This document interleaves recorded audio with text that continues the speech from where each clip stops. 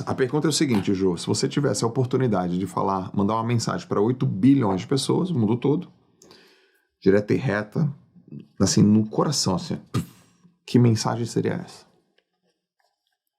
Nossa, eu acho que eu diria pra você viver a vida como você acredita, amar o próximo, tratar todo mundo igual, ser humilde e levantar da cama todos os dias sabendo que você pode sim, desde que você não desista. Acho que eu faria isso. Pronto. Então, escreve isso aí.